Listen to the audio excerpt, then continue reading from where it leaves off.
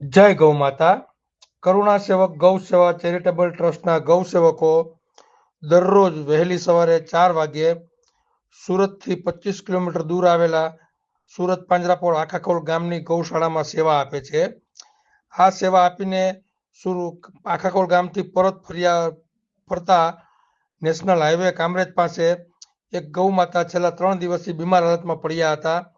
તેની જાણ થતાં બધા જ ગૌસેવકો ટેમ્પામાંથી ઉતરી બીમાર ગૌ માતાને ટેમ્પામાં ચડાવી અને આ બીમાર ગૌ માતાને સારવાર અર્થે વૃંદાવન ગૌધામ કે જ્યાં માત્ર બીમાર અને નિરાધાર ગૌવંશની સેવા અને સારવાર થાય છે ત્યાં સેવા અને સારવાર અર્થે પહોંચાડ્યા.